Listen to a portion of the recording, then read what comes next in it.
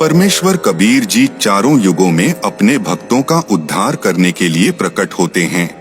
कलयुग में सन 1398 संवत 1455 में काशी के लहरतारा तालाब पर शिशु रूप में प्रकट हुए। ओम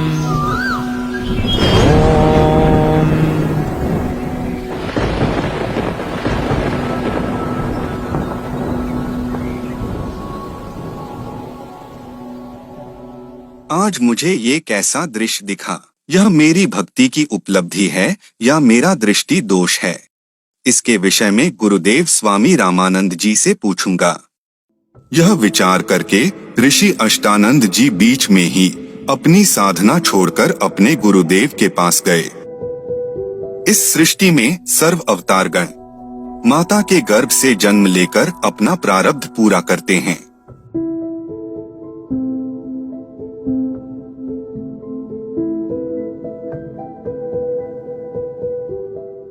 प्रणाम गुरुदेव। चिरंजीवी भवः। हे गुरुदेव, यह मेरी भक्ति की उपलब्धि है या मेरी भ्रमणा है? मैंने प्रकाश आकाश से नीचे की ओर आते देखा, जिसे मेरी आंखें सहन नहीं कर सकी। आंखें बंद हुई तो नवजात शिशु की आकृति दिखाई दी। पुनः आंखें खोली तो उस प्रकाश से पूरा सरोवर ही जगमगा गया। पश्चात वह प्रकाश तालाब के कोने में सिमट गया। मैं आपसे कारण जानने की इच्छा से ही बीच में अपनी साधना छोड़कर आया हूँ। कृपया मेरी शंका का निवारण कीजिए। हे ब्राह्मण, यह तेरी भक्ति उपलब्धि नहीं है। इस प्रकार की घटनाएं उस समय होती है जब ऊपर के लोकों से कोई देव अवतार धारण करने के लिए आते हैं। वह किसी स्त्री के गर्भ में निवास करता है, फिर बालक रूप धारण करके नर लीला करके अपना अपेक्षित कार्य पूर्ण करता है। कोई देव ऊपर के लोकों से आया है, वह काशी नगर में किसी के घर जन्म लेकर अपना प्रारब्ध पूरा करेगा। स्वामी रामानंद जी ने अपने शिष्य अष्टानंद की शंका का समाधान किया। स्वामी जी की यही धारणा थी, सर्व अवतार गण माता के गर्भ से ही जन्म लेते हैं, परंतु असंख्य ब्रह्मांडों के सृष्टिकर्ता परमेश्वर कबीर जी माता के गर्भ से नहीं, अपितु प्रत्येक युग में सदैव कभी भी कहीं भी सहशरीर प्रकट हो जाते हैं।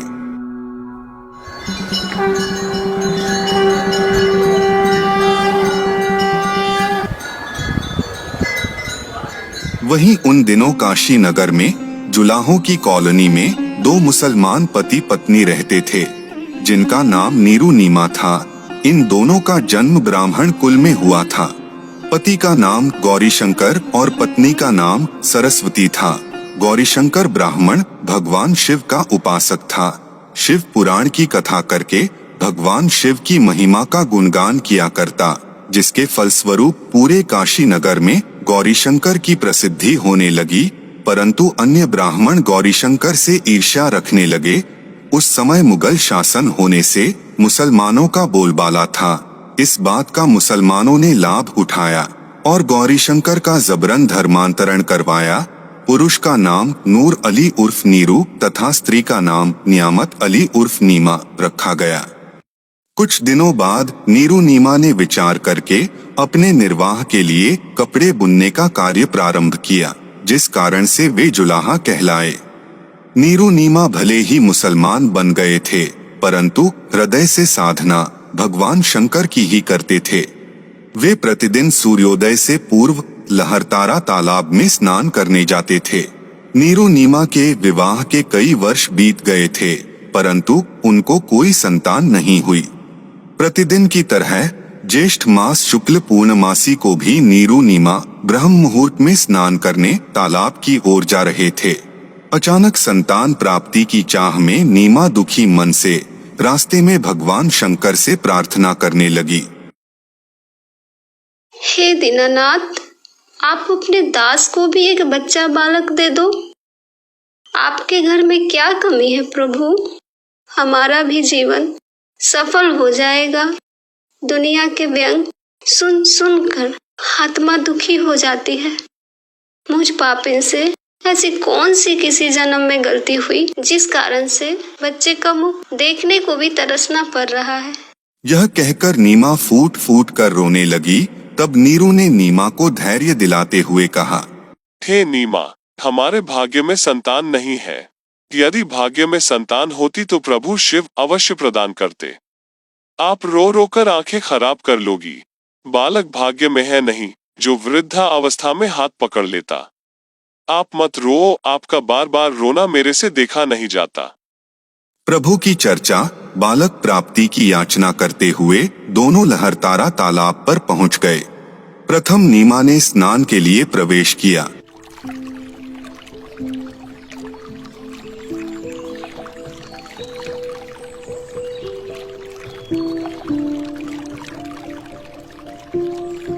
नीमा के स्नान करने के पश्चात नीरू ने स्नान करने के लिए तालाब में प्रवेश किया।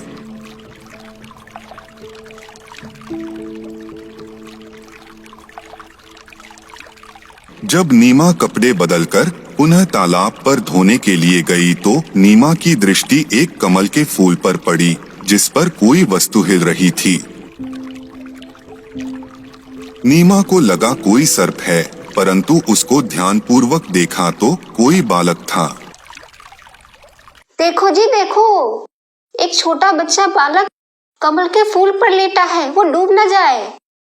नीमा, बच्चों की चाह ने तुझे पागल बना दिया है। अब तुझे जल में भी बच्चे दिखाई देने लगे हैं। मैं सच कह रही हूँ। देखो, सचमुच एक बच्चा कमल के फूल पर है, वो रहा। देखो देखो। हे भगवान, यह तो सचमुच एक बच्चा है।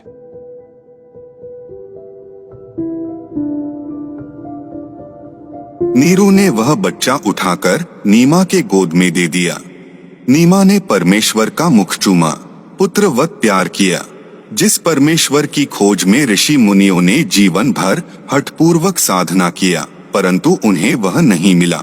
जिस परमात्मा का नाम लेने से ही आंखों में आंसू भर जाता है, उनके गुणों को सुनकर कंठ भर जाता है, जिसके नाम से ही शांति होती है, वो पूर्ण ब्रह्म आज नीमा के सीने से पुत्रवत लगा हुआ था।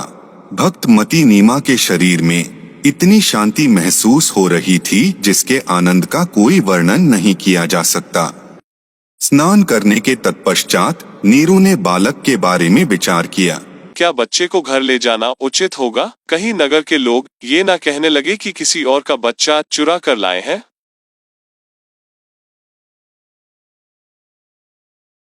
नीमा, इस बच्चे को यहीं छोड़ दे, इसी में अपना हित है।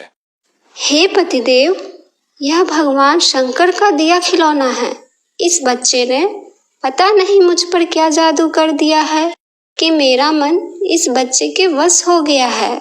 मैं इस बच्चे को नहीं त्याग सकती।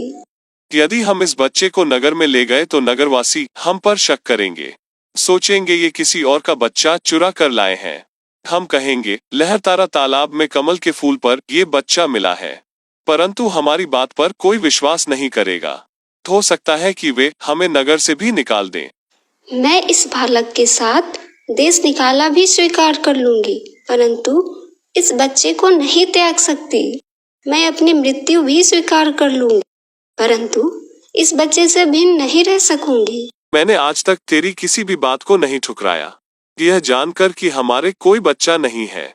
मैंने तुझे पति तथा पिता दोनों का प्यार दिया है। तू मेरे नम्र स्वभाव का अनुचित लाभ उठा रही है। आज मेरी स्थिति को न समझकर अपने हठी स्वभाव से मुझे कष्ट दे रही है।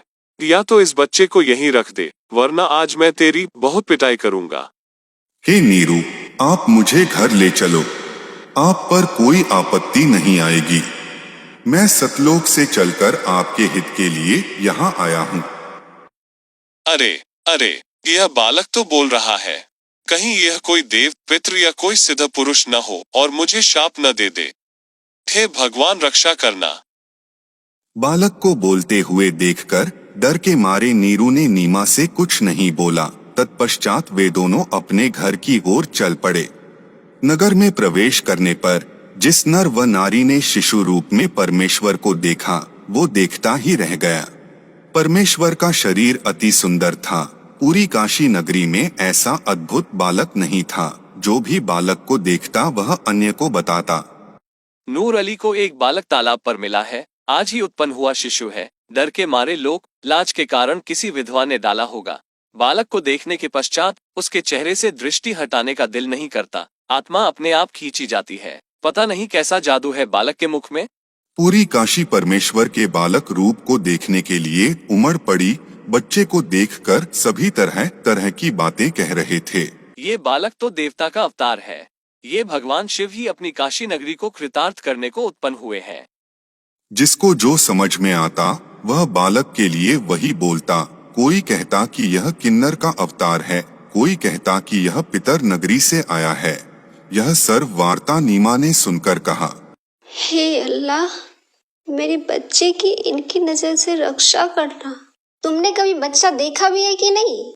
ऐसे समूह के समूह मेरे बालक को देखने आ रहे हो? नीमा, हमने बालक तो बहुत देखे हैं, परंतु आपके बालक जैसा नहीं, इसलिए हम इसे देखने आए हैं।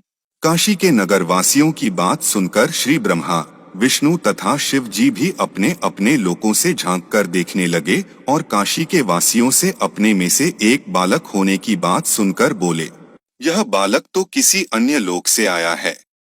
इसके मूल स्थान से हम भी अपरिचित हैं। यह बालक बहुत शक्ति युक्त कोई सिद्ध पुरुष होगा। असंख्य ब्रह्मांडों के रचनहार परमेश्वर कबीर जी इस लोक में जब आते हैं तो प्रत्येक युग में किसी निसंतान दंपति को प्राप्त होते हैं। वह अपने ज्ञान का प्रचार प्रसार दोहों लोकोक्तियों और वाणियों के माध्यम से करके चले जाते हैं। इस बात की जानकारी ऋषि, महात्मा और देवताओं को भी नहीं होती। वो परमेश्वर को केवल एक संत समझकर यथार्थ लाभ प्राप्त करने से चूक जाते हैं।